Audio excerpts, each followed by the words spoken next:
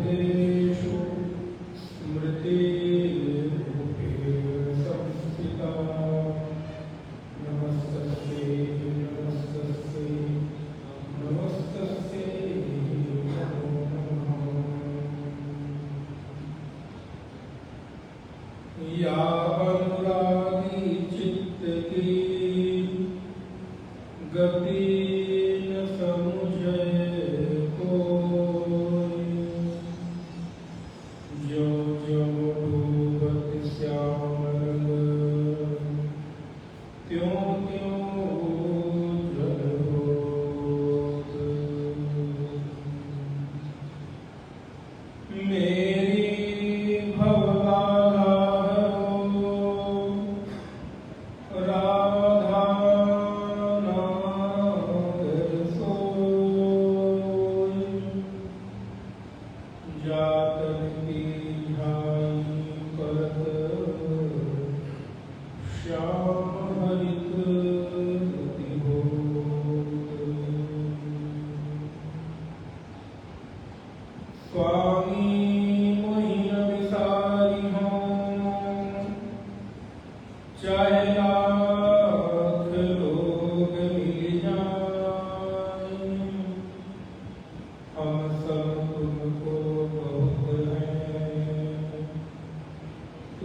समहं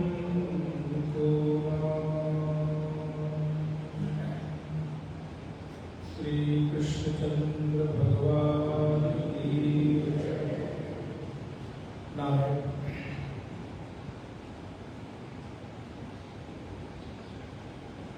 सप्तदिवसीय श्रीमद् भगवद गीता के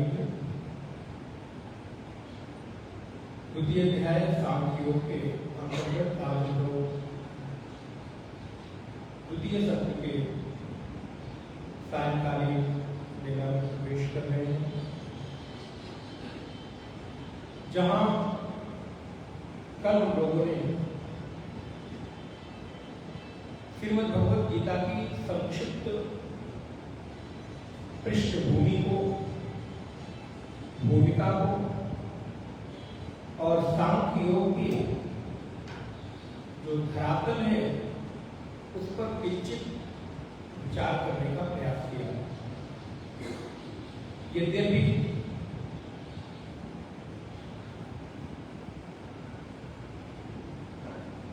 गीता के प्रथम अध्याय 47 श्लोक, पहले अध्याय का जो पूरा का पूरा विषय और दूसरे अध्याय के 10 श्लोक तक का विषय बहुत ही विस्तृत और उपयोगी है, क्योंकि जब तक हमको किसी विषय वस्तु की पृष्ठभूमि में पूर्णता, परिपक्वता नहीं होती, तब तक अन्य जो विषय है वो हमें बहुत अच्छी भली भांति समझ में नहीं आते। तथापि समय की मर्यादा के अनुरूप लोगों ने कल वासुदेव श्री कृष्ण के समक्ष अर्जुन की जो शरणागति है, गीता के दूसरे अध्याय का 7वां श्लोक अत्यंत महत्वपूर्ण है। कोई भी आचार्य, कोई भी विचारक इस श्लोक को छोड़कर आगे भी बढ़ नहीं सकता, क्योंकि अर्जुन के जीवन का प्रारंभ आध्यात्मिक साधक के रूप में यही से होता है। जिस समय अर्जुन ये स्वीकार कर लेता है कि प्रभु मुझे अब कायरता रूपी दोष ने ग्रहण कर लिया है, मैं कायरता रूपी दोष से उपहत हो गया हूं। प्रथम अर्जुन की स्वीकृति, दूसरी पंक्ति में धर्म अधर्म के विवेक के बारे में वासुदेव कृष्ण से याचना, तीसरी पंक्ति में कृष्ण को अभी तक सखा के रूप में, मित्र के रूप में, भाई के रूप में, रिश्तेदार के रूप में अर्जुन मानता रहा। लेकिन आज अर्जुन की दृष्टि समय और परिस्थितियों के अनुसार बदली और परिणाम हुआ कि अब अर्जुन के लिए कृष्ण केवल एक रिश्तेदार नहीं रहेंगे, बुआ के लड़के नहीं रहेंगे, एक मित्र नहीं रहेंगे, एक बचपन के बाल सखा नहीं रहेंगे, बल्कि परिवर्तन हुआ और उसी कृष्ण में अर्जुन की गुरु बुद्धि जागृत हो। और नारायण जब तक जीवन में गुरु बुद्धि जागृत नहीं होती, गुरु बुद्धि का तात्पर्य है श्रद्धास्पद बुद्धि, गुरु बुद्धि का तात्पर्य है प्रेमास्पद बुद्धि, गुरु बुद्धि का तात्पर्य है आदर, श्रद्धा और भरोसे के साथ जीवन की एक जो मजबूत पकड़ है उसको गुरु कहते हैं। ध्यान रखें, गुरु केवल एक किसी वेश का नाम नहीं, किसी एक परंपरा का नाम नहीं है। जहां पर जिस संबंध में आदर हो, भरोसा हो, विश्वास हो और श्रद्धा हो, जहां पर हम अपने जीवन की समस्त बागडोर को उसके हाथ में सौंपते हुए मुझे प्रसन्नता की अनुभूति हो और ये भरोसा हो कि अब मेरे जीवन की पतवार एक ऐसे मजबूत हाथों में है जहां से अब मुझे कोई हिला नहीं सकता, ऐसे तत्व को गुरु कहते हैं।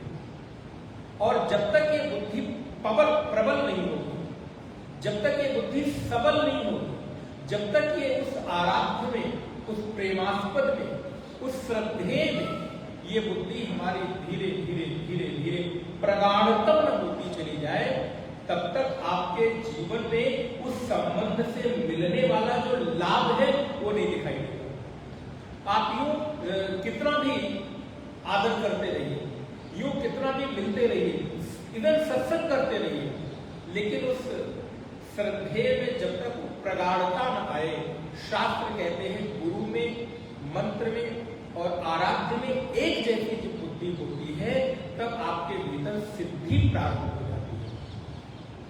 हम जीवन में कई बार संबंध तो बनाते हैं, लेकिन उस संबंध में जो प्रगाढ़ता होनी चाहिए, उस संबंध के भीतर जो एक विशेष प्रकार की अनुरक्ति होनी चाहिए, उसका कहीं स्खलन हो जाता है, उसका कहीं किंचित मात्र च्युति हो जाती है। तो परिणाम क्या होता है कि हम उस संबंध की जो पूर्णता में अनुभूति है, लाभ है, वो नहीं ले पाते। आज अर्जुन जीवन में सब कुछ हासिल कर चुका है। वो प्रत्येक चीज जो आप जीवन में कल्पना कर सकते हैं, अर्जुन के पास आज सब कुछ है। लेकिन उसके बाद भी अर्जुन के जीवन में एक चीज का अभाव है, वो है गुरु का अभाव। वह उस सत्ता का अभाव जिसके कारण अर्जुन अपने जीवन में इस प्राप्त परिस्थिति में धर्म और अधर्म का विवेक नहीं कर पा रहा है, श्रेय और प्रेय का विवेक नहीं कर पा रहा है, अच्छे और बुरे का विवेक नहीं कर पा रहा है, करना क्या है क्या नहीं करना है, इसका विवेक अर्जुन को नहीं हो पा रहा है। आज इतना पराक्रमी अर्जुन एक साधारण से व्यक्ति की भांति घुटनों के बल बैठकर और कृष्ण के सामने याचना करता है कि हे प्रभु, अब मैं आपकी शरणागति हूं, मैं आपके शरण में आया हूं। और ध्यान रखिए, अर्जुन ने यहां भगवान कृष्ण के पास कोई विकल्प नहीं छोड़ा कि आप मुझे शिष्य बनाइए कि नहीं बनाइए। हम विकल्प देते हैं ना कि हम आपका शिष्य बनना चाहते हैं, हम स्वीकार करेंगे कि नहीं करेंगे। अर्जुन कृष्ण के सामने कोई विकल्प नहीं छोड़ता, बल्कि आप जब श्लोक पढ़ेंगे एक पद के अनुसार, तो कृष्ण के सामने अर्जुन कहते हैं शिष्यस्ते हम अहम शिष्य, अब मैं आपका शिष्य हूं, मैं इसमें किसी भी प्रकार का किंचित संशय नहीं मानता और अब आपके पास कोई विकल्प नहीं है कि आप मुझे शिष्य न स्वीकार करें और अब मुझे आपको गुरु संबोधन करने से रोक नहीं सकते हैं। तो ये कारण क्या? बोले व्यक्ति तो वही है, कृष्ण भी वही, अर्जुन भी वही। आप आगे के अध्याय में पढ़ेंगे तो अर्जुन ने बात को स्वीकार किया कि प्रभु मुझसे कितनी बड़ी गलती हुई। आहार सय्यासन भोजनेषु, मैं साथ साथ सोया खाया खेला कूदा, एक बिस्तर पे सोए, मैं तो आपके उस गुरुता के भाव को समझ ही न पाया। तो व्यक्ति तो वही है, स्वरूप तो वही दिखाई दे रहा है, लेकिन इस गुरु संबोधन से अथवा शिष्यत्व के शिष्यता के ग्रहण कर लेने से बदलाव क्या आ गया? बोले जैसे ही संबंधों में बदलाव आता है, वैसे ही भावनाओं में परिवर्तन हो जाता है। आप विचार करके देखिए, जब आप किसी संबंध के साथ जी रहे होते हैं, तो जिस संबंध में जैसी आपकी स्वीकृति होती है, तद अनुरूप धीरे धीरे आपकी भावना भी वैसे परिवर्तित होने लगती है। एक मां बेटी के साथ संबंध का निर्माण करती है तो उसके भाव तदनुरूप हो जाते हैं, पुत्र के साथ संबंध का निर्वहन करती है तो भाव तदनुरूप हो जाते हैं, पति के साथ संबंध का निर्वहन करती है तो भाव तदनुरूप हो जाते हैं। अन्य जितने भी संबंध हैं, उन सारे संबंधों में भाव की प्रधानता हो जाने से धीरे धीरे परिवर्तन प्रारंभ हो जाता है। अर्जुन को लगता है कि अगर उसी कृष्ण को हमने वैसा का वैसा मान लिया तो शायद मेरे जीवन में परिवर्तन नहीं होगा। इसलिए आज अर्जुन भगवान के सामने घुटने के बल बैठकर और ये भगवान को निवेदन करता है कि प्रभु अब आप मुझे अपनी शरणागति में ले लीजिए। ये जीवन का इतना सुंदर खूबसूरत पल होता है भाई, जब आप किसी की शरणागति स्वीकार करते हैं, अपने हृदय पर किसी को शासन करने का अधिकार देते हैं। यदि आपने कभी ऐसे जीवन में इन संबंध को जिया हो तो जस्ट याद करिएगा, स्मरण करिएगा कि जब आप अपने हृदय में किसी को इतना स्थान देते हैं कि आज से मेरे हृदय पर मेरा नहीं बल्कि आपका शासन चलेगा, मैं आपके अनुरूप अब जीवन जीना चाहता हूं। नारायण उसी क्षण से व्यक्ति में बदलाव, उसी क्षण से व्यक्ति में परिवर्तन प्राप्त हो जाता है। और जब तक एक साधक के जीवन में शरणागति नहीं आती, जब तक एक साधक के जीवन में पूर्ण रूप से समर्पण नहीं आता है, तब तक उसमें बदलाव की संभावना दूर दूर तक दिखाई नहीं देती है। अर्जुन भगवान के सामने पूर्ण रूप से नतमस्तक होता है। और अन्य इसमें विचार करें, एक बड़े सुंदर किसी आचार्य ने कहा कि अगर आपके जीवन में कभी कोई संशय हो जाए, दूसरी दृष्टि से मैं इस श्लोक का अर्थ कर रहा हूं, कभी जीवन में कोई संशय आ जाए और आप ये न समझ पा रहे हो कि आपको क्या करना है और क्या नहीं करना है। कई बार जीवन में ऐसी परिस्थितियां आ जाती हैं व्यक्ति के। मनुष्य जीवन है, सामाजिक प्राणी है, घर में परिवार में रहते हुए इस प्रकार का समय आ जाता है कि लगता है कि अब क्या करूं क्या न करूं। किसी आचार्य ने कहा, भगवान का स्मरण करके इस मंत्र का आप कुछ बार पाठ कर लें, कुछ बार इसका अनुगमन कर लें, तो निश्चित ही किसी न किसी रूप में आपके जीवन में समाधान निश्चय करके आएगा। क्योंकि जब कृष्ण अर्जुन के जीवन में इतनी भयंकर परिस्थितियों के बीच, इतनी विपरीत परिस्थितियों के बीच समाधान देने के लिए वचनबद्ध हो जाते हैं, तो हमारी परिस्थितियां बड़ी सामान्य सी होती, अदली सी होती, हम लोग परेशान बड़े जल्दी हो जाते, कोई इतनी गंभीर नहीं होती जितना हम उसको गंभीर बना लेते हैं। लेकिन अगर ऐसा हो जाए तो इस मंत्र का अवलंबन लिया जा सकता है। और अर्जुन ने आज अपनी मना स्थिति भगवान के सामने स्पष्ट कर दी। नहीं प्रपस्यामि ममापनुद्यात् यक्षोपमुक्षो शर्मेन्द्रियाणां अवाप्य भूमा वसपत्नमिद्धं राज्यं सुराणाम् अपि चाधिपत्यम्। कृष्ण के सामने अर्जुन कहते हैं, प्रभु मैं अपनी इन वर्तमान की परिस्थितियों में कोई समाधान नहीं देखता हूं। मैं नहीं देखता हूं कि पृथ्वी का पूरा अकंटक राज्य, जहां हमारे सामने कोई प्रतिद्वंदी ना हो, जहां हमारे सामने किसी तरह का कोई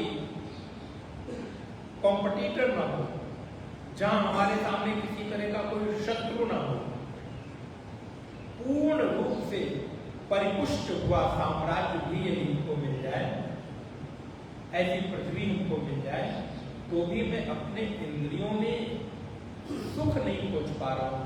हमारी इंद्रियां उस अकंटक राज्य को सुख के दायरे में नहीं पाती है।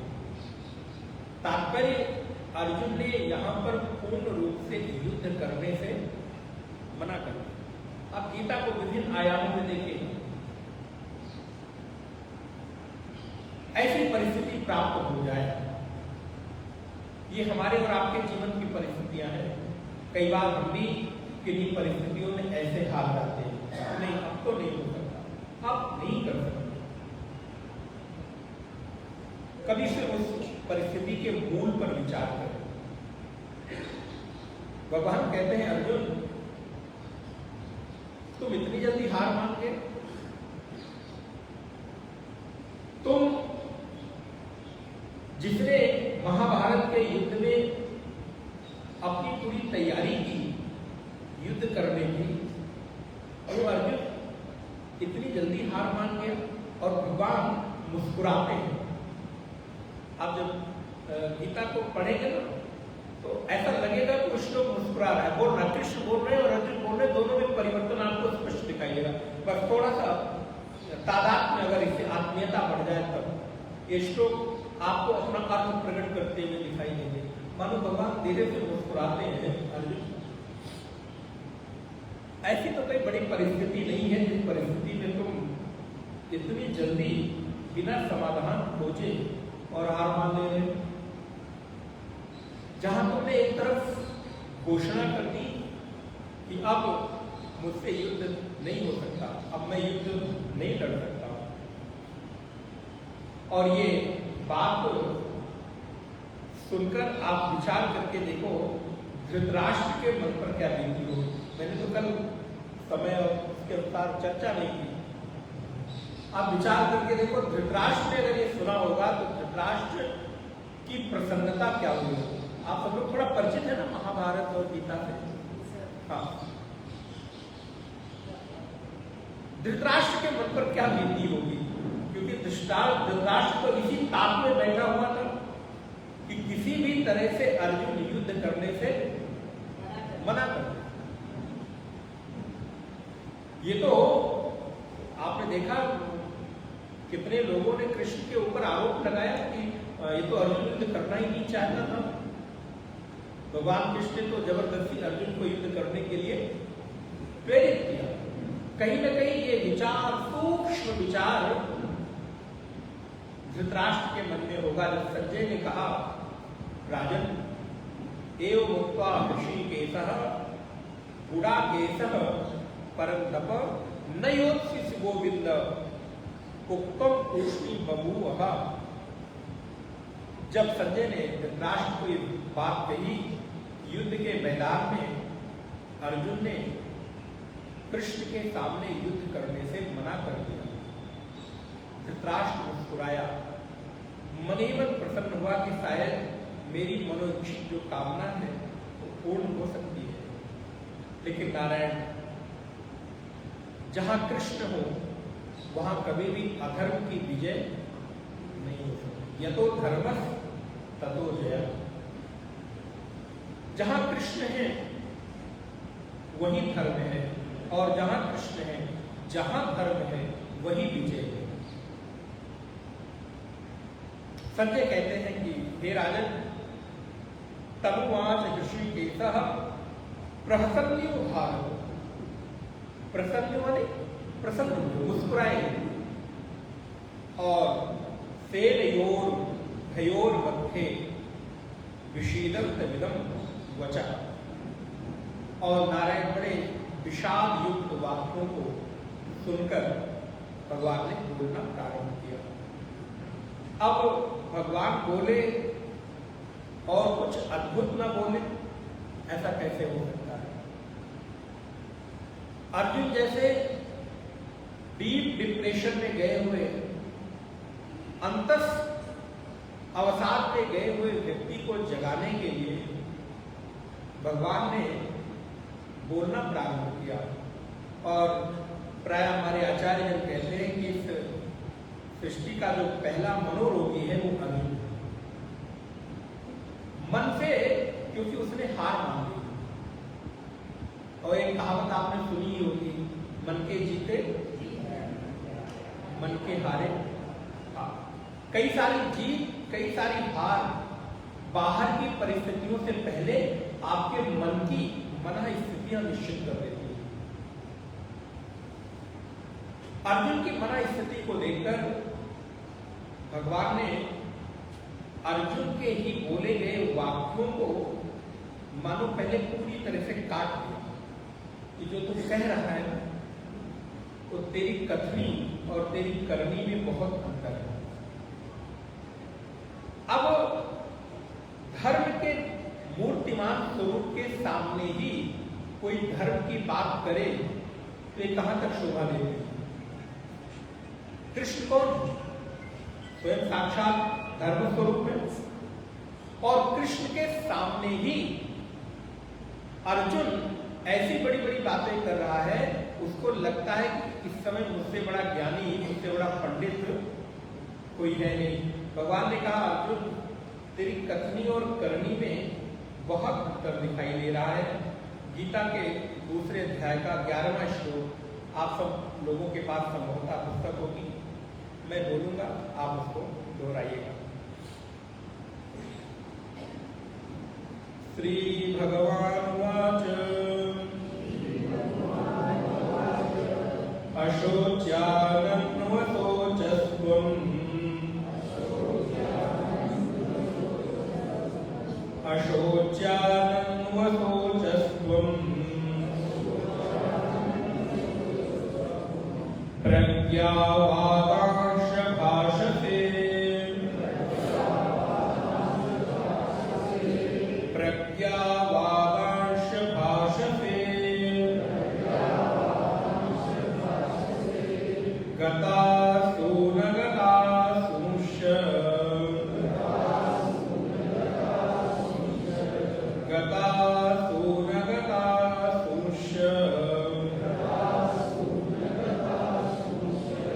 नानुशोचन्ति पंडिताः नानुशोचन्ति पंडिताः। पंडितः नहीं पंडिताः, आप देखेंगे तो ताकि ऊपर आगे मात्रा फिर विषय है। संस्कृत पढ़ने में थोड़ा सा इतना आपको सावधान। न त्वेवाहं जातु नासम् न त्वं नेमे जनाधिपाः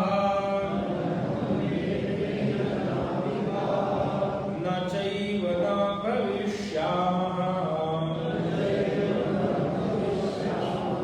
सर्वे वयमतः परम् देहिनोऽस्मिन् यथा देहे कौमारं यौवनं जरा देहिनोऽस्मिन् यथा देहे कौमारं यौवनं जरा तथा देहांतर प्राप्तिः धीरस्तत्र न मुह्यति तथा देहांतर प्राप्तिः धीरस्तत्र न मुह्यति। नारायण। भगवान श्री कृष्ण बोलना प्रारंभ करते हैं दूसरे अध्याय के 11वें श्लोक से। श्री भगवान वाच, भगवान बोलते हैं अशोच्यानन्वशोचस्त्वं प्रज्ञावादांश भाषते गतासु अगतासुंश्च नानुशोचन्ति पंडिताः। अब इसको हम संस्कृत का थोड़ा अन्वय कर देते हैं। ये जनाः पंडिताः ते न शोचन्ति। सबसे पहली मुख्य पंक्ति आप इतना पकड़ लीजिए इस श्लोक में। ये जनाः पंडिताः ते न शोचन्ति। जो पंडित लोग हैं वो कभी शोक नहीं करते, कभी चिंता नहीं करते। किसके बारे में शोक नहीं करते, चिंता नहीं करते? बोले गतासुंश्च अगतासुंश्च। जो चले गए हैं उनके बारे में शोक नहीं करते, गतासुंश्च। और जो नहीं गए हैं, अभी जीवित है, अगतासुंश्च, उनके बारे में शोक नहीं करते। अर्जुन, पंडित लोग कभी शोक नहीं करते जो व्यक्ति जीवित है उसके लिए और जो व्यक्ति जीवित नहीं है उसके लिए। दोनों ही अवस्थाओं में शोक करना बुद्धिमानों के लिए, पंडितों के लिए, ज्ञानियों के लिए कहीं से भी उचित प्रतीत नहीं होता। जो पंडित है वो कभी शोक नहीं करता, लेकिन इसके ठीक विपरीत मुझे तुम्हारी स्थिति दिखाई दे रही है। तुम्हारी कथनी और तुम्हारी करनी में फर्क दिखाई दे रहा है। तुम कह कुछ रहे हो और कर कुछ रहे हो। अच्छा, ऐसा कब होता है? व्यक्ति कहता कुछ है और करता कुछ है, सामान्य स्थिति में कि बीमारी की अवस्था में? अगर हम अभी हम बैठे हो, सोचे बोल कुछ रहे हो, कह कुछ रहे हो और हमारे हाव भाव कुछ हो रहे हो, तो आपको क्या लगेगा ये व्यक्ति सामान्य? ऐसी स्थिति में तो व्यक्ति स्वभावतः पहचान लेता है कि इसकी स्थिति भी सामान्य नहीं लग रही है। और आप भी कभी देखते होंगे तो आप, अच्छा बैठिए, थोड़ा आराम करिए, थोड़ा पानी पीजिए, थोड़ा विश्राम करिए, थोड़ा लेट जाइए, थोड़ा रिलैक्स हो जाइए, फिर बात करते हैं। जब आपको ऐसा लगता है कि कोई व्यक्ति कहने और करने में स्वाभाविक नहीं दिखाई दे रहा है, तो भगवान को भी अर्जुन को देखकर यही प्रतीत हुआ कि अर्जुन, तुम्हारी कथनी और तुम्हारी करनी में फर्क, तुम जैसा कह रहे हो और जैसा दिखा रहे हो, दोनों में अंतर दिखाई देता है। तुम एक तरफ बड़ी बड़ी बातें कर रहे हो और दूसरी तरफ अपने ही शोक से इतने शोकाकुल हो गए हो कि तुम मानसिक रूप से अवसादग्रस्त हो गए हो। ये बुद्धिमानों के, पंडितों के तो लक्षण नहीं दिखाई देते। अशोच्यानंद सोचस्वम, तुम जो शोचनीय नहीं है, अशोचनीय है, उन अशोचनीय लोगों के बारे में शोक कर रहे हो। तुम्हारा शोक करना कहीं से भी उचित प्रतीत नहीं होता है। तुम जिनके लिए शोक कर रहे हो वो शोक करने के योग्य नहीं है। किसके लिए शोक कर रहे हो? तुमको लग रहा है पितामह भीष्म मारे जाएंगे, तुमको लग रहा है कृपाचार्य मारे जाएंगे, तुमको लग रहा है द्रोणाचार्य मारे जाएंगे, तुमको लग रहा है तुम्हारे भाई बंधु सखा मारे जाएंगे, तुमको लग रहा है राजा लोग मारे जाएंगे, तुमको लग रहा है कि तुम्हारे बहुत सारे रिश्तेदार इस युद्ध में, सबको पता है कि महाभारत के युद्ध में एक तरफ कौरवों के पक्ष में भगवान कृष्ण की नारायणी सेना है और दूसरी तरफ भगवान कृष्ण स्वयं। एक तरफ तो तुमने युद्ध के समय मुझे चुना, एक तरफ तुम मुझे अपने जीवन की बागडोर मेरे हाथ में सौंपकर मुझे भगवान मानते हो, और दूसरी तरफ मेरे ही सामने तुम शोक कर रहे हो। तो यही तुम्हारी कथनी और करनी में फर्क हो गया। एक तरफ हम जिसको भगवान माने, सर्वज्ञ माने, दूसरी तरफ सर्वज्ञता के सामने जाकर मैं रो कि प्रभु पैसे दे दो, प्रभु धन दे दो, प्रभु नौकरी दे दो, प्रभु घर दे दो, प्रभु अमुक चीजें दे दो, अमुक चीजें दे दो। तो ये तो मेरे ही मान्यता में खोट है ना। एक तरफ मैं क्या कहता हूं कि भगवान कैसे हैं? सर्वज्ञ हैं, सब कुछ जानते हैं। तुम जानो अंतर्यामी, मोर मनोरथ जानो स्वामी, पूर्वो मोर मनोरथ स्वामी इत्यादि पंक्तियों को हम दोहराते हैं। तो एक तरफ तो हम परमात्मा को सर्वज्ञ भी कह रहे हैं और दूसरी तरफ अपने जीवन के भीतर छोटी छोटी चीज को उनके सामने हम जाकर कह रहे हैं। तो ये मैं ही उनकी सर्वज्ञता के ऊपर प्रश्न चिन्ह उठा रहा हूं। या तो मैं उनको सर्वज्ञ न मानूं और या फिर उनके जीवन के उनके सामने जाकर मैं कुछ मांगू ना। क्योंकि जो सर्वज्ञ है, जो सब कुछ जान रहा है, क्या वो मेरे चित्त में चल रही किसी भी प्रकार की वृत्तियों को नहीं जान रहा है? क्या जब हम कहते हैं कि प्रभु आप सर्व अंतर्यामी हो, सर्वज्ञ हो, हमारे मन के भीतर चल रही प्रत्येक चीजों को जानते हो, तब क्या आपके मन के भीतर जो चल रहा है वो नहीं जान रहा है? इसका मतलब आपकी कथनी और करनी फर्क है। एक तरफ जिस समय मैं पिता पर ओढ़कर लेटा हुआ था, उस समय दुर्योधन और अर्जुन दोनों ही मेरे सामने सहायता मांगने के लिए आए। दुर्योधन जाकर सिरहाने बैठता है, अर्जुन भगवान के पैर के पास बैठते हैं। भगवान उठते हैं, भगवान की दृष्टि सबसे पहले अर्जुन पर पड़ती है। अर्जुन कहो आए हो किस सहायता के लिए, क्या तुम्हारी सहायता कर सकता हूं?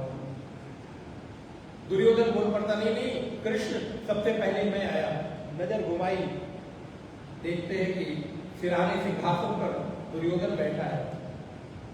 कृष्ण कहते हैं हम तुम्हारी भी सहायता करेंगे, लेकिन छोटा होने के नाते प्रथम और दूसरा मेरी दृष्टि में सबसे पहले अर्जुन आए हैं, इसलिए भी प्रथम अधिकार अर्जुन का बनता है। दो विकल्प हैं, एक तरफ मैं और एक तरफ मेरी नारायणी सेना, और मैं जिस तरफ रहूंगा उसमें शर्त यह है कि मैं अस्त्र शस्त्र नहीं उठाऊंगा, मैं केवल अकेले खुद हूं, मैं युद्ध नहीं करूंगा। और दूसरी तरफ मेरी नारायणी सेना है। दुर्योधन को लगा कहीं बाजी हाथ से निकल न जाए, अर्जुन कहीं नारायणी सेना मांग लिया तो मैं अकेले कृष्ण को लेकर क्या करूंगा? अकेले कृष्ण वो भी रथ नहीं, अस्त्र शस्त्र नहीं उठाएंगे। लेकिन नारायण अर्जुन तो खैर अर्जुन है, अर्जुन ने भगवान को चुना। तो भगवान कह रहे हैं जिस समय तुमने मुझे चुना, क्या मानकर चुना? ये ना कि मैं रहूंगा तो तुम्हारी जीत सुनिश्चित है, और जब तुम मुझे इस रूप में स्वीकार कर रहे हो कि मेरे होने भर से तुम्हारी जीत सुनिश्चित है, उसके बाद भी तुम्हारी कथनी और करनी में फर्क। एक तरफ तुम मुझे अपने जीवन की बागडोर सौंप दिए हो, मैं तुम्हारा चालक बना हूं, सारथी बना हूं, और दूसरी तरफ तुम अभी भी मेरे सामने धर्म की बातें कर रहे हो। जहां मैं स्वयं साक्षात कृष्ण खड़ा हूं, वहां पर तुम्हारे मुख से इस तरह की बातें शोभनीय नहीं है, शोभा नहीं देती है। और ध्यान रखिए, भगवान कृष्ण अर्जुन को अब केवल एक सारथी होने के नाते नहीं, बल्कि एक गुरु होने के नाते शिक्षा दे रहे हैं। इस समय संबंध बदल गया है, और मैंने आपको निवेदन किया, संबंध के बदलते ही भाव और अधिकार दोनों बदल जाते हैं। जैसे ही आप किसी को ये अधिकार देते हो कि आज से तुम्हारा मेरा संबंध अब ये ना होकर ये हो गया, जो भी हो, उसी दिन से आपके अधिकार और भाव बदल जाते हैं। उदाहरण के लिए, एक ही शहर में, एक ही मोहल्ले में या एक ही आसपास दो परिवार रहते हो, और दोनों परिवार अभी तक एक अच्छे मित्र थे, लेकिन कदाचित ऐसी कुछ परिस्थितियां बनी कि अब दोनों परिवार एक मित्र न होकर उनकी आपस में रिश्तेदारी हो गई। एक मित्र की बेटी का और दूसरे मित्र के बेटे का विवाह एक दूसरे के परिवारों में हो गया। अच्छा, अब विचार करके बताओ, अभी तक जो आपके भाव और अधिकार थे उनमें बदलाव आएगा कि नहीं आएगा? जिस दिन से हमें लगता भी संबंध पक्का हुआ भी नहीं, केवल बात होनी प्रारंभ हुई, उसी दिन से हमारे भावनाओं में परिवर्तन प्रारंभ हो जाता है। अब जिसका जिस तरह का अधिकार होगा वो उस तरह के अधिकार की अपेक्षा भले व्यक्त रूप से रखे, अव्यक्त रूप से रखे। कई बार मर्यादा के कारण, मित्रता के कारण अथवा अन्य किसी चीजों के कारण वो बाहर व्यक्त न कर पाए, लेकिन भीतर भीतर छटपटाएगा, नहीं ये मेरा अधिकार है, ये तो इतना तो होना चाहिए। और अभी तक दो परिवारों के एक ही शहर में रहने के बाद भी आपको एक दूसरे से कोई लेना देना मतलब नहीं था, लेकिन जिस दिन से आपकी बातचीत प्रारंभ हुई उसी दिन से उस परिवार का सुख दुख, आपका सुख दुख हो गया कि नहीं? आपका सुख दुख उसका सुख दुख हो गया। अब उसके यहां अगर किसी तरह की प्रसन्नता अप्रसन्नता का वातावरण होता है तो उसके परिस्थितियों में आप भी प्रभावित होते हो। अच्छा, अभी तक तो नहीं हो रहे हो, 2 दिन पहले तक रहते तो साथ में ही थे ना, रहते तो एक ही शहर में थे, लेकिन अभी तक हम प्रभावित नहीं होते थे। लेकिन जिस दिन से संबंध की शुरुआत हुई उसी दिन से हम एक दूसरे की परिस्थितियों से प्रभावित होना प्रारंभ हो गए। क्योंकि अब अर्जुन और कृष्ण का संबंध केवल एक रिश्तेदारी का नहीं रह गया है। अर्जुन और कृष्ण का संबंध एक आध्यात्मिक अंतस यात्रा में चलने वाले साधक, पथिक और मार्गदर्शक का हो गया है। इसलिए कृष्ण एक छोटी सी छोटी चीज को भी अर्जुन को बता देना चाहते हैं। अर्जुन को कहते हैं, प्रभु कि बातें तो तुम पंडितों की जैसी कर रहे हो, लेकिन आचरण और व्यवहार तुम्हारा बिल्कुल मूर्खों की तरह है। प्रज्ञावादांश भाषते,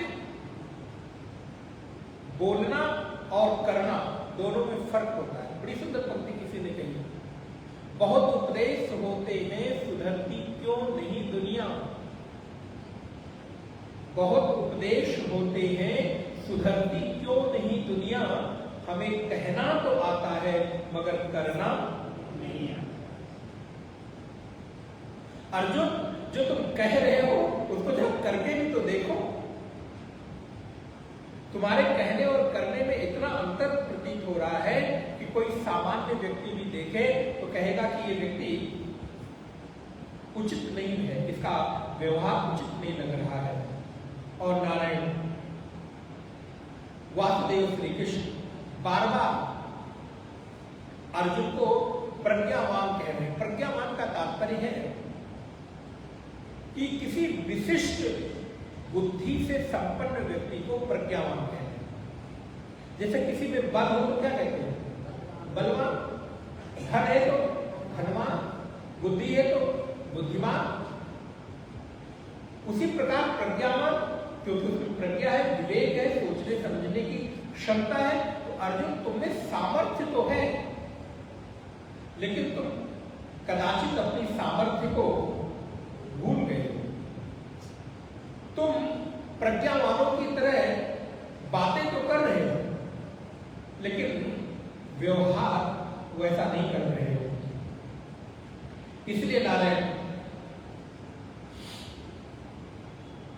अर्जुन की व्याकुलता को देखकर, अर्जुन के विकंपित चित्त को देखकर भगवान श्री कृष्ण थोड़े से अर्जुन की स्थिति पर परेशान होते हैं। अर्जुन इतना अच्छा व्यक्तित्व का व्यक्ति है और ये आज भी एक साधारण सी परिस्थिति में इतना ज्यादा कुचलित हो गया है, व्याकुल हो गया है। लेकिन नारायण, एक चीज और आपको निवेदन करो, व्याकुलता में ही ज्ञानोत्पत्ति की संभावना होती है। अब आप कहेंगे ये कैसे? जब तक आप संसार में रहते हुए निश्चित पूर्वक रहना, खाना, पीना, सोना, जागना, सारे जीवन की आपकी दिनचर्या यथावत चल रही है, तब तक आप में व्याकुलता नहीं आई है, तब तक आपके भीतर जिज्ञासा पैदा। जब किसी व्यक्ति में किसी एक प्रश्न को लेकर व्याकुलता होती है, जिज्ञासा जगती है, और वो जिज्ञासा तब तक तीव्र रूप लेती रहती है जब तक कि उसके प्रश्नों का समाधान न हो जाए। कभी अगर आपके जीवन में एक घटना घटित हुई हो तो आप शायद इसको समझ सकते हैं। भगवान शंकराचार्य ने तो विवेक चूड़ामणि ग्रंथ में इतनी बात कह दी, बोले जैसे किसी व्यक्ति के बहुत लंबे बाल हो, प्राय माताओं के होते हैं, तो किसी व्यक्ति के उन लंबे बालों में आग लग जाए, बोले महाराज इतनी गर्मी में आग लग गई वो भी बालों में, बोले कदाचित मान लो। और ऐसे व्यक्ति के सामने आप सुंदर सुंदर व्यंजन परोस दो, बोले लो, तो क्या कहेगा? मुझे अभी व्यंजन की नहीं, मुझे अभी पानी की जरूरत है।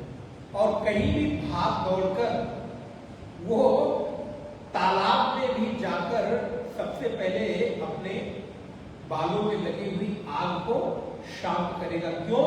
क्योंकि उसके बाल हुई आग से परेशान है, व्याकुल है, इसलिए उसको भोजन के लिए उसको जल की आवश्यकता है।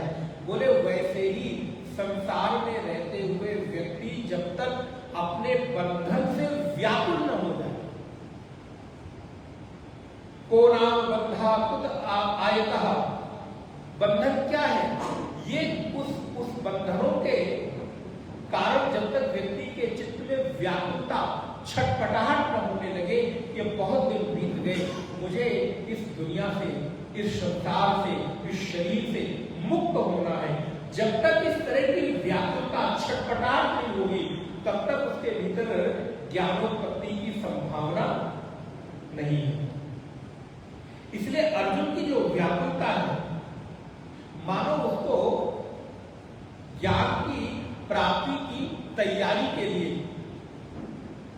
मानो उसको ज्ञान की प्राप्ति के लिए भगवान एक सुंदर हृदय के रूप में तैयार कर रहे हैं। आपको ज्ञान होगा, महाभारत जब आप पढ़ेंगे तो जिस समय भगवान ने गीता का उपदेश दे दिया, कुरुक्षेत्र के मैदान में 18 दिन का युद्ध पूरा हो गया, पांडव विजयी हो गए, अर्जुन बड़े सुखपूर्वक राज्य का उपभोग करने लग गया, तो कृष्ण के साथ एक दिन टहलने निकला। उसको याद आई और भगवान कृष्ण के सामने हाथ जोड़कर निवेदन करता है, प्रभु वो जो गीता आपने कुरुक्षेत्र के मैदान में एक बार सुनाई थी ना, वो बात दोबारा एक बार सुना दीजिए। आप लोगों ने प्रश्न पढ़ा है, वो गीता एक बार दोबारा जरा सुना दीजिए। भगवान ने स्पष्ट मना कर दिया, बोले अर्जुन अब वो गीता में तुम्हें नहीं सुना सकता, क्योंकि उस समय की जो परिस्थितियां थी, तुम्हारे हृदय में उठने वाली जो व्याकुलता थी, तुम्हारे हृदय में उठने वाला जो मोह था, वो अब नहीं है। अब मेरे बोले हुए शब्दों का तुम्हारे चित्त पर कोई प्रभाव नहीं पड़ने वाला, और मेरे भी चित्त में तुम्हारी उन परिस्थितियों के कारण अब वैसा मेरी मनाई स्थिति भी नहीं हो सकती। इसलिए तुम दोबारा कह रहे हो, मेरे द्वारा ही उपदेशित गीता को मैं दोबारा सुना दूं, मेरे से संभव नहीं है। लेकिन फिर भी भगवान ने उसको थोड़ा उपदेश दिया, जिसको महाभारत अनुगीता के नाम से जाना जाता है। अगर आप लोगों ने कभी पढ़ा हो ना, पढ़ो तो पढ़िए। दोबारा भगवान ने उसको अर्जुन को थोड़ा उपदेश दिया। तो कृष्ण कहते हैं, अर्जुन तुम बार बार पंडितों की भाषा तो बोल रहे हो, लेकिन पंडितों जैसा आचरण नहीं कर रहे हो। अब प्रश्न उठेगा, पंडित माने क्या? कोई किसी ब्राह्मण के घर में जन्म ले लिया तो पंडित हो गया? भगवान शंकराचार्य हमारे जो आचार्य हैं, उन्होंने बड़ी सुंदर भाष्य लिखा गीता के ऊपर। तो उन्होंने लिखा, पंडा बुद्धि विद्यते यस्मिन्, जिसके भीतर पंडा बुद्धि है। पंडा बुद्धि का तात्पर्य है नीर क्षीर विवेकी बुद्धि। जैसे एक कटोरे में दूध और पानी मिश्रित करके रख दिया जाए और हंस के सामने उस कटोरे को रखा जाए, तो हंस का ये गुण होता है कि वो दूध को पी लेता है और पानी को छोड़ देता है। बोले वैसे ही जिस व्यक्ति की नीर क्षीर विवेकी बुद्धि है, अपने अनुकूल चीजों को ग्रहण करके जो प्रतिकूल चीजें हैं, जो आवश्यक चीजें नहीं है, उनका त्याग कर देना, ये पंडा बुद्धि है। और इसी बुद्धि से संपन्न जो व्यक्ति है, उसको पंडित कहते हैं। इसलिए अर्जुन सार सार को गई रहे, धोखा दे उड़ाए, साधु ऐसा चाहिए जैसा सूप सुभाए। सूप जानते ना, वो चावल दाल को साफ करने के काम आता है। तो सूप का एक बड़ा अच्छा गुण है, देखिए कितना सुंदर गुण है। कि वो भूसी को अपने पास रख लेता है और चावल को उड़ा देता है। अच्छा, इसलिए मैंने बोला कि आप लोग सुन रहे हैं ठीक से कि नहीं, कम से कम पता तो चल जाए। मैंने उल्टा बोला, भूसी को उड़ा देता है और चावल को अपने पास रख लेता है। तो साधु ऐसा चाहिए जैसा सूप सुभाए। जो साधक है, साधु है, जिज्ञासु है, भक्त है, उसका स्वभाव कैसा होना चाहिए? बोले संसार में क्या, कहां, कैसे, क्या हो रहा है उस पर बहुत दृष्टि न रहे, बल्कि अपने सार की, अपने अनुकूल की चीजों को ग्रहण करके और जो थोथा चीजें हैं, अनावश्यक चीजें हैं, उनको त्याग कर दे, छोड़ दे। और जब ऐसा स्वभाव ग्रहण कर लेता है तो धीरे धीरे उसकी बुद्धि सार सार को ग्रहण कर लेती है, सार सार को स्वीकार कर देती है और असार का त्याग कर देती है। दृष्टा और दृश्य के विवेक में, स्थूल और सूक्ष्म के विवेक में व्यक्ति धीरे धीरे दृश्य का त्याग करके दृष्टा की ओर अपनी बुद्धि को ले जाने लगता है। इसलिए अर्जुन, तुम्हारे भीतर ये संभावना है कि तुम्हारी बुद्धि पंडा बुद्धि है, लेकिन आवश्यकता है कि तुम अपने इस भाव से बाहर निकलकर अपनी जो स्वाभाविक स्थिति है उसमें प्रतिष्ठित हो जाओ, क्योंकि तुमको देखकर लग रहा है कि तुम बहुत बड़े अवसाद में, मनोरोग से ग्रसित हो गए। बात पंडितों जैसी करते हो, लेकिन आचरण मूर्खों जैसा करते हो, अविद्वानों जैसा करते हो। इसलिए तुम्हारे जीवन में ये आचरण की सुशुद्धता नहीं दिखाई दे रही है। नारायण जीवन की एक शाश्वत सत्यता है। हमारे जीवन में चिंता होना स्वाभाविक है। कौन ऐसा व्यक्ति है जो ये कह सके कि उसके जीवन में आज तक चिंता नहीं? मुझे तो नहीं लगता कि संसार में जन्म लेने वाला कोई व्यक्ति ऐसा हो जिसको कभी चिंता ना हो। अच्छा, चिंता स्वाभाविक है, तो इस चिंता से हम अपने आप को उपराम कैसे कर पाए? इसके लिए किसी दूसरे की हमें बहुत आवश्यकता नहीं है। किसी का मार्गदर्शन ले सकते हैं, किसी का सहयोग ले सकते हैं, लेकिन इसके लिए हमको खुद विचार करना होगा। 11वें श्लोक पर विचार करिए। आप चिंता किसकी कर रहे हो? या तो जो है उसकी, या तो जो नहीं है उसकी। अच्छा, दोनों ही अवस्थाओं में जो इस समय विद्यमान है उसकी चिंता करके क्या होगा? क्योंकि वो तो आपके सामने है ही। जिन परिस्थितियों को आप बदल नहीं सकते, उन परिस्थितियों में परेशान होकर भी आप कुछ हासिल नहीं कर सकते। इसलिए उनको वैसा का वैसा स्वीकार कर लेना ही आपके लिए बुद्धिमत्ता है। इसलिए चिंता होना स्वाभाविक है, लेकिन उस चिंता से हम अपने आप को कैसे निकालें, इसका भी समाधान आपको ही खोजना होगा। विचार करिए, आपकी चिंता किसके लिए है? किस लिए? इस संसार में जो भी कुछ आपको प्राप्त है, वो प्राप्त वस्तु आपके पास तो अभी है ही, उसकी चिंता करने का कोई औचित्य नहीं। और जो आपको प्राप्त नहीं है, उसकी चिंता करके आप क्या करेंगे? क्योंकि वो तो आपको मिली नहीं। इसलिए व्यक्ति के जीवन में 3 परिस्थितियां आती हैं। एक है भूत की, एक है वर्तमान की, और एक है भविष्य की।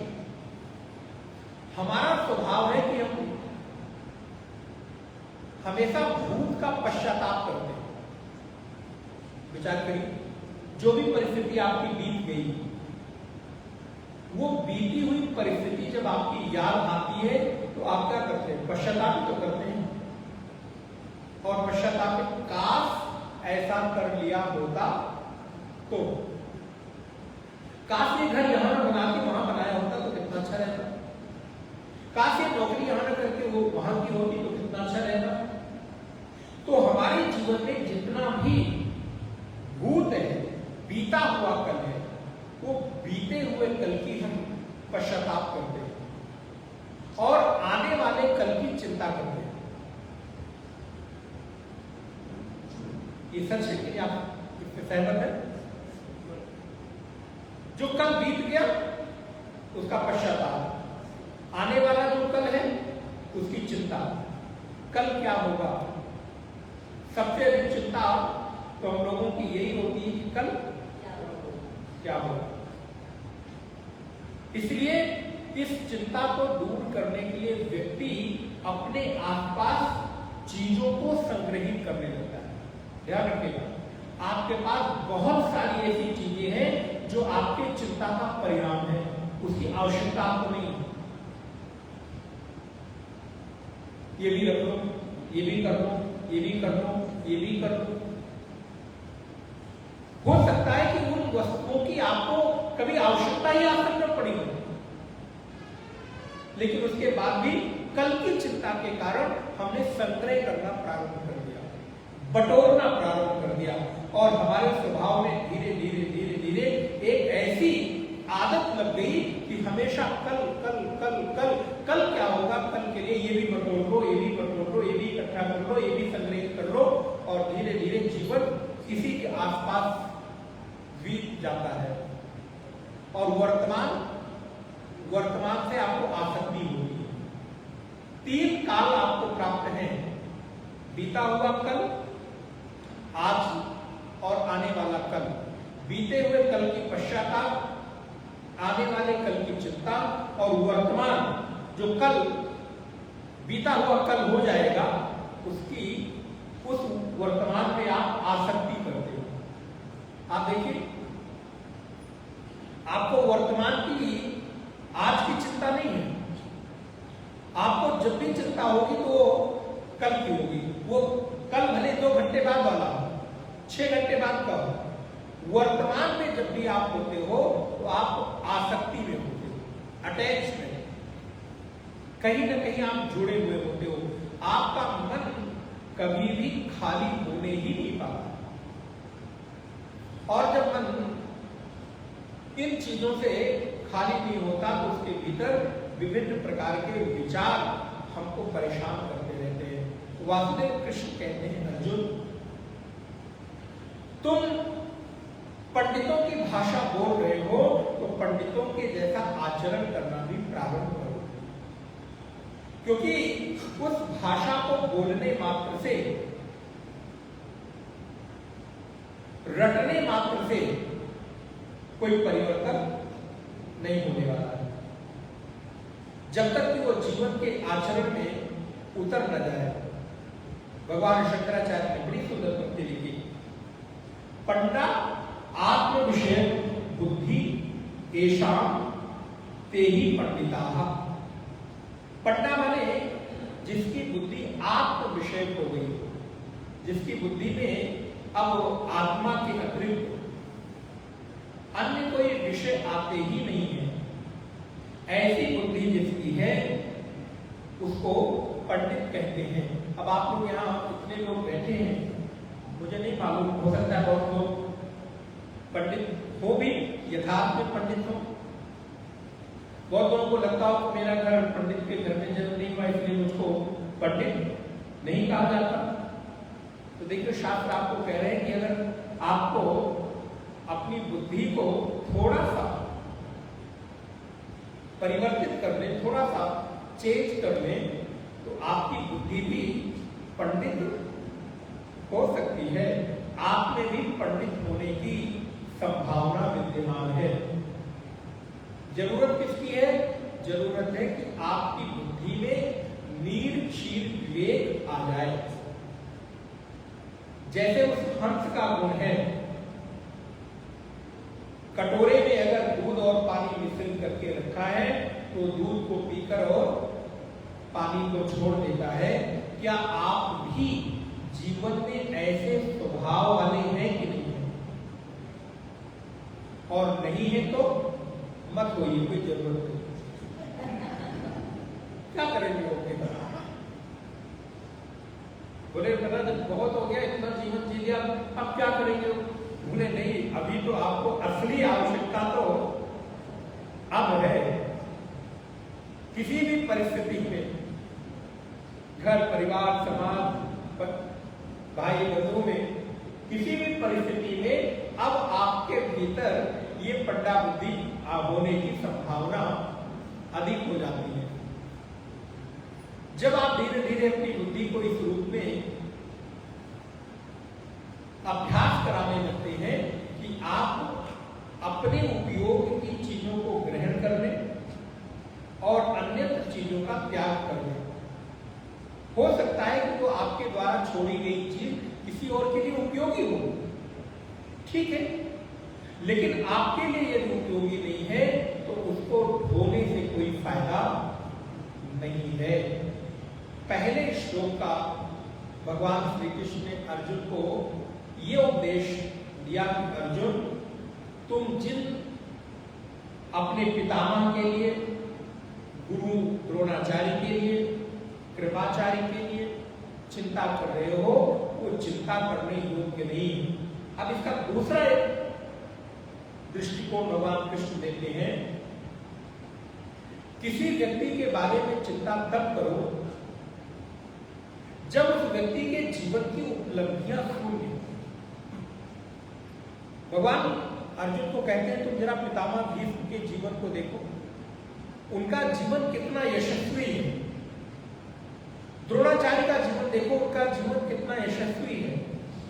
तो जिस व्यक्ति ने अपने जीवन में इतने बड़े बड़े कार्य किए हों, इतनी बड़ी बड़ी उपलब्धियां हासिल की हों, जिसने जीवन में इतने योग्य शिष्यों को पैदा किया हो, अर्जुन भला ये बताओ क्या वो शोक करने योग्य है?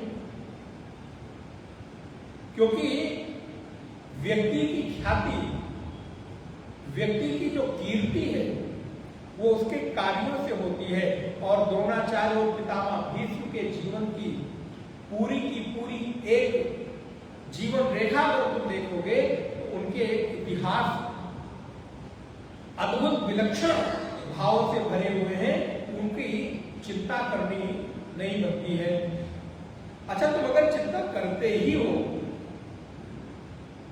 तो क्या केवल इतने लोगों की चिंता कर रहे हो? यहां तो इस कुरुक्षेत्र के मैदान में दोनों सेनाओं के मध्य न जाने कितने राजा लोग हैं, कितने पुरुष हैं, कितनी स्त्रियों के पति, कितने बहनों के भाई, कितने बच्चों के पिता इस युद्ध में मारे जाने वाले हैं। हमारी चिंता तो सबके लिए होनी चाहिए, लेकिन हमारी चिंता कितने लोगों के लिए होती है? जिनसे मेरा जुड़ाव है। एक छोटा सा उदाहरण आपको दूं। आप अपने वातानुकूलित एसी कमरे में बैठ के बड़े सुंदर शाम को बड़ा सा कॉफी का मग लेकर बैठकर एक एक शिप कॉफी पी रहे हैं और सामने न्यूज चल रही है, टीवी पर विभिन्न प्रकार के समाचार आ रहे हैं। तब तक एक समाचार आया कि एक बस जा रही थी, पहाड़ों में टकराई, खाई में गिरी, 20 लोग मर गए, 15 लोग घायल हैं। आपने न्यूज पढ़ी, तुरंत विश्लेषण करना शुरू कर दिया, जरूर ड्राइवर की गलती होगी। सड़कें तो बनती नहीं,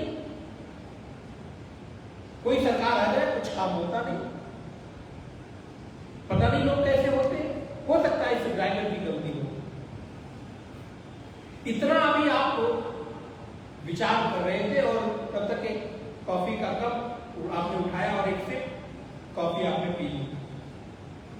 सामने न्यूज आ रही कि 20 लोग मर गए। तब तक अगले ही क्षण आपके फोन की घंटी बजती है। ऐसा ना हो लेकिन अगले ही क्षण आपके फोन की घंटी बजी और उधर से समाचार आया कि उस बस में आपका कोई रिश्तेदार था, उसका बेटा, बहू, पत्नी, बच्ची, कोई भी, और उसकी उसी में मृत्यु हो। एक क्षण बीता है। अच्छा, विचार करके बताओ आपकी मनाई स्थिति के बारे में। अभी एक क्षण पहले जो एसी कमरा, टीवी, कॉफी का मग आपको आनंद दे रहा था, सुकून दे रहा था, वही कॉफी अब आपको बेस्वाद लगने लगी। अब उस कॉफी में कोई स्वाद क्या बदल गया? कॉफी तो वही है, आप भी वही हो, बाहर की परिस्थितियां भी वैसा ही है, कमरा उतना ही ठंडा है, टीवी वही चल रही है, लेकिन उसके बाद भी अब आप तुरंत परेशान हो गए और अब आपको वहां पर कुछ अच्छा नहीं लग रहा है। अभी तक आपको मालूम था कि 20 लोग मर गए और ये मरने का समाचार भी आपको पता था कि 20 लोग मर गए, लेकिन फिर भी आपको कोई परिवर्तन, कोई फर्क क्यों पड़ गया? क्योंकि उस मरने वाले लोगों में कोई आपका भी अपना था। तो ये जो अपनेपन की गंध है ना, ध्यान रखिएगा। आपके चिंता का कारण, अब हम यहां तो आपको उदाहरण दे रहे हैं, वहां कुरुक्षेत्र के मैदान में चलिए। अर्जुन की चिंता का कारण कौन है? पितामह भीष्म, और भी बहुत सारे राजा हैं। अर्जुन की चिंता के कारण अपने सगे संबंधी, भाई बंधु, चाचा, ताऊ, मामा, ससुर,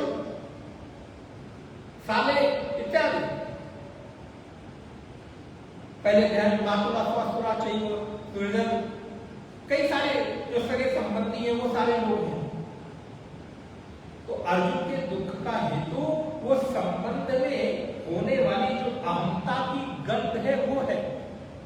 जैसे अभी आप बैठे हुए थे कमरे में और आपको लोगों के मरने से कोई बहुत दुख हुआ, मैं नहीं कहता हूं दुख नहीं होगा, दुख हुआ, लेकिन उस दुख से आप बहुत प्रभावित नहीं हुए। लेकिन जैसे ही आपके अपने की किसी की सूचना मिली, आप परेशान हो गए, आपकी मना स्थिति बदल गई।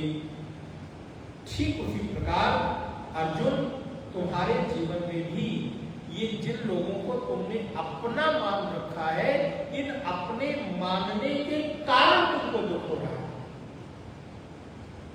इस संसार में दुख का एकमात्र कारण है व्यक्ति के साथ अपनत्व की स्वीकृति कर देना। जैसे मैंने आपको निवेदन किया, एक ही शहर में दो परिवार होने के बाद भी तब तक आप एक दूसरे से प्रभावित नहीं होते थे जब तक उनसे आप जुड़े नहीं थे।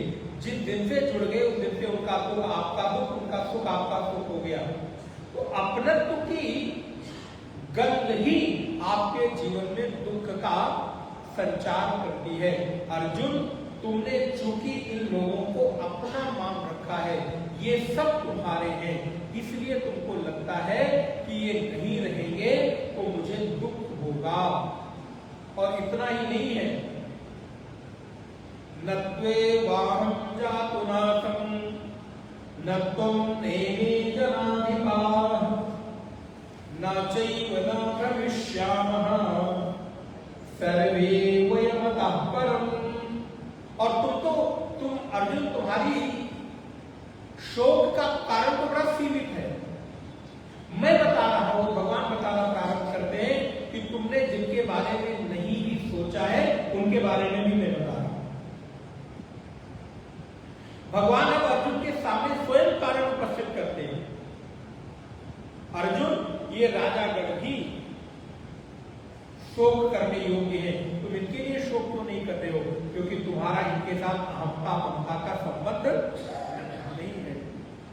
लेकिन मैं जानता हूं, न त्वेवाहं जातुनासं न तो नेमे जनाधिपा। मैं कभी किसी काल में नहीं था, ये राजा लोग नहीं थे, ऐसा नहीं है। न चयुन भविष्यामः, ये आज है कल नहीं रहेंगे, ऐसा भी नहीं है। ये संसार अपनी गति से हमेशा एक रस चलता रहता है, इसलिए सर्वे वयम अतः परम, हम सब पहले भी थे, अब भी हैं और आगे भी रहेंगे। इसीलिए कभी किसी के मृत्यु में शोक करना ये उचित प्रतीत नहीं होता है। शोक वही लोग करते हैं जो मूर्ख है, जो बुद्धिमान नहीं है। इसलिए ये राजा लोग पहले भी थे, अब भी हैं और बाद में भी रहेंगे। इसलिए तुम्हें किसी के लिए भी शोक करना बनता नहीं। बोले महाराज मुझे तो नहीं पता। एक छोटा सा उदाहरण देते हैं। आप कभी किसी नदी के किनारे खड़े हो जाए और अपनी आंखों से बहती हुई प्रवाहमान उस नदी को देखें, तो वो नदी कितनी दिखाई देती है आपको? आधा किलोमीटर तक इधर और आधा किलोमीटर इधर, इससे ज्यादा तो नहीं देखेंगे। अच्छा चलो बिल्कुल खुला खुला एरिया है, 1 किलोमीटर आप दूर तक देख लेंगे। लेकिन क्या वो नदी 1 किलोमीटर की जितनी दूरी में दिखाई दे रही उतनी ही है क्या? जो नदी आपकी आंखों से दिखाई दे रही है वो तो है ही, उसके पहले भी नदी है और उसके बाद भी वो प्रवाहमान जल है। हम नहीं देख पा रहे हैं तो हम कहें कि नहीं, नदी की तो लंबाई केवल और केवल इतनी ही है जितनी मैं देख पा रहा हूं, तो ये तो उचित प्रतीत नहीं होता है। इसलिए जीवन भी एक प्रवाहमान नदी की तरह है। जैसे नदी का प्रवाह अनवरत चलता चला जा रहा है, वैसे ये जीवन भी अनवरत चलती हुई एक श्रृंखला है। अभी थोड़ी देर के लिए हम अपनी आंखों के सामने आपको देख रहे हैं, इसलिए मुझे आपसे अहमता ममता, आपके साथ संबंध की अनुभूति होने लगी। आपके न होने के पहले भी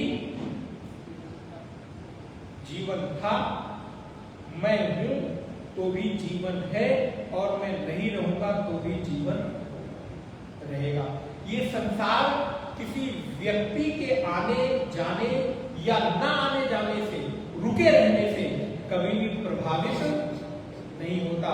इस संसार में न जाने कितने लोग आए गए, उनके आने जाने से संसार का प्रवाहमान कभी रुकता नहीं है।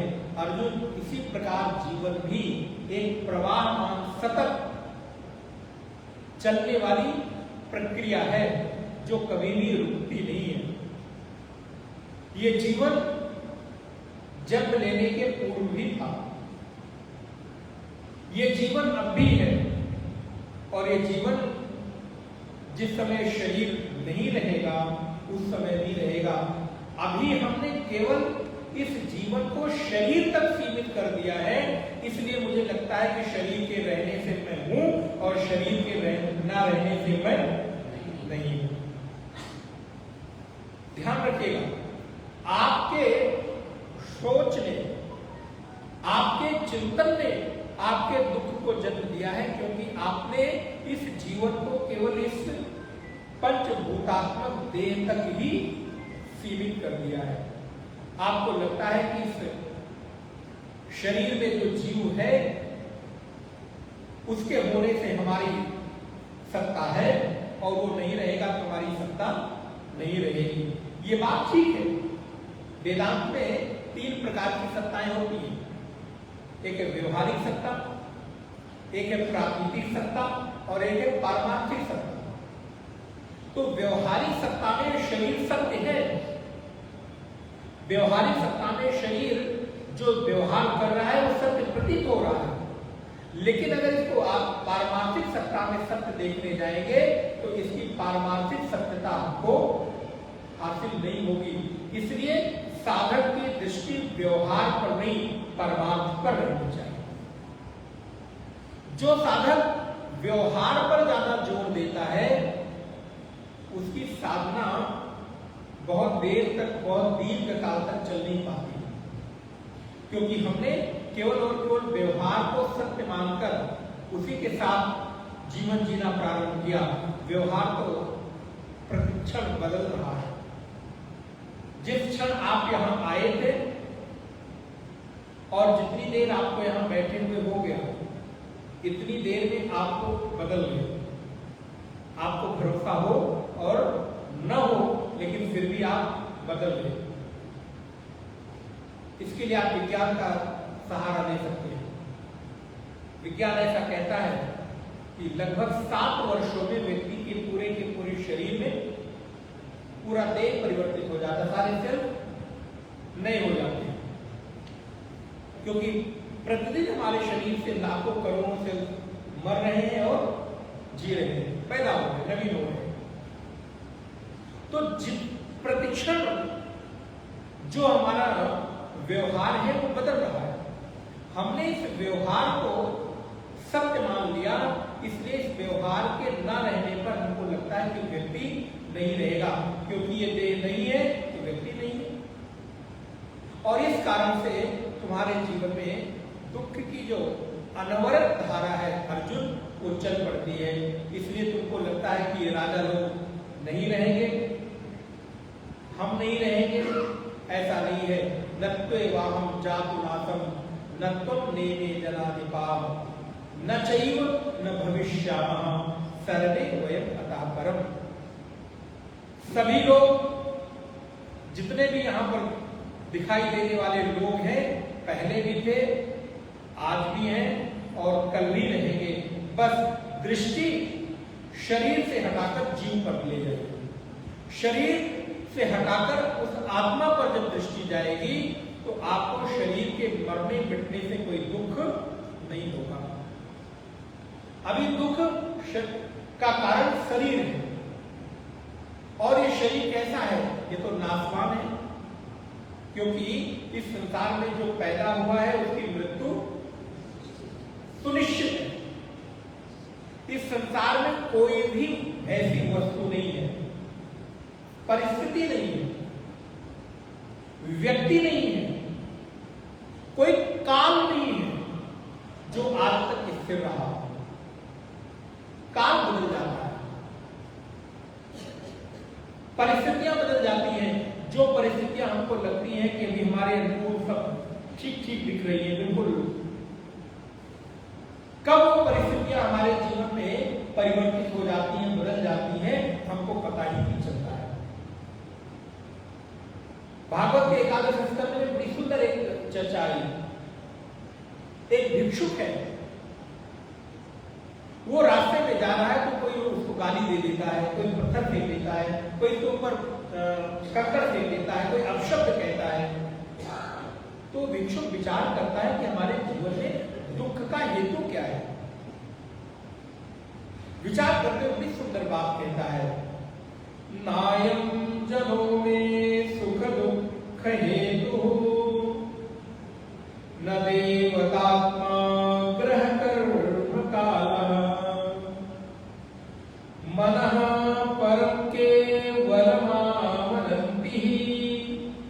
संसार चक्रम परिवर्तयेत् यद्।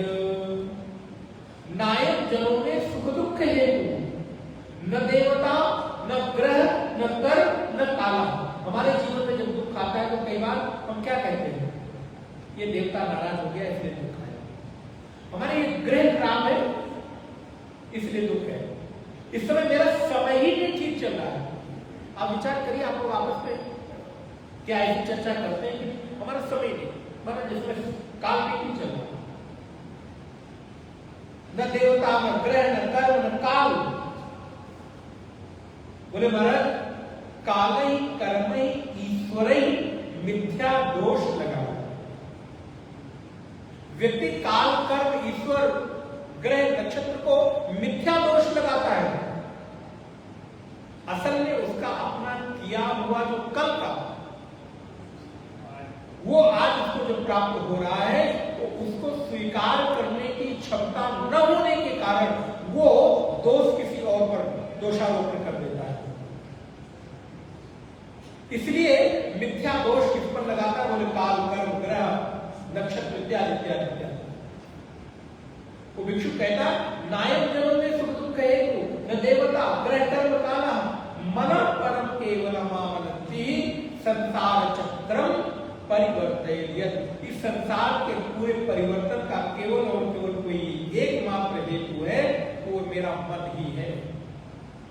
इसलिए मन एवं मनुष्याणाम कारणम बंध मोक्षयो।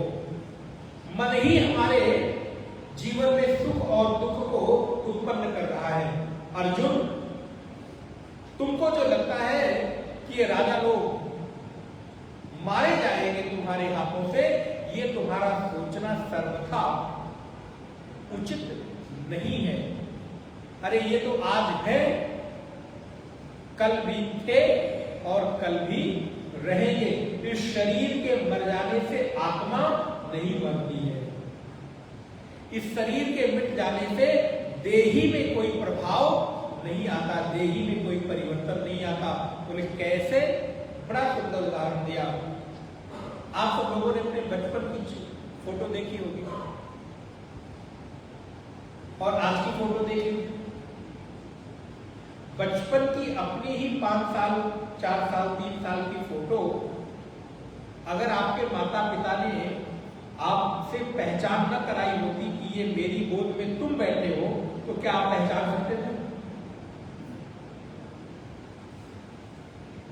माता पिता की गोद में लोग प्राय पहले फोटो देखी तो पोजीशन में खिंचाई जाती थी। बच्चे माँ बाप की गोदी में बैठे, फोटो खींच ली गई। जब हम थोड़े बड़े होते हैं तो माता पिता आपको बुलाते हैं और कहते हैं देखो देखो ये जो तुम बैठे हो ना, ये मेरी गोद में ये तुम हो। ये माँ की गोद में जो बैठी है ना, ये तुम्हारी बहन है। दादी की गोद में जो बैठी है तुम्हारा बड़ा भाई है। बाबा की गोद में जो बैठा है छोटा भाई है। ऐसे परिचय कराते हैं, तब आपको लगता चाहिए मैं हूं। और आप देखिए, जैसे ही आपको पता चलता है कि ये मैं हूं, तुरंत वहां से आपकी अब जब एल्बम आप उठाओगे तो सबसे पहले दृष्टि कहां जाएगी? जबकि आप में और उसमें इतना परिवर्तन हो गया कि अब आप की शकल उससे बिल्कुल मैच नहीं खाती है, लेकिन फिर भी आपका परिचय करा दिया गया है कि ये आप हो। अच्छा, अगर उस वाली फोटो को न बताकर दूसरी फोटो को बता दिया जाता तो आप किसको अपनी फोटो मानते? दूसरी वाली को मानते हैं। तो उस चित्र के साथ हमारा इतना तादात्म्य हो गया कि अब ये मैं हूं, ये मैं हूं। और आज की फोटो उसी के बगल में लगा दीजिए। बोले महाराज ऊपर से सारा का सारा परिवर्तन हो गया, चित्र तो बदल गया, लेकिन चित्र में जो मैं कहने वाला है वो नहीं बदला। बचपन में भी कह रहा था कि ये मैं हूं, और 20 साल वाली फोटो को भी देखता है तो कहता है कि ये मैं हूं। 80 साल वाली फोटो भी देखता है तो कहता है कि ये मैं हूं। चित्र के बदल जाने से, देह के बदल जाने से देही में कोई परिवर्तन नहीं आता है, जिसका कल के सत्र में हम लोग विस्तार से चर्चा करेंगे। 2 बार भगवान का नाम संकीर्तन। हरि शरणम हरि शरणम हरि शरणम हरि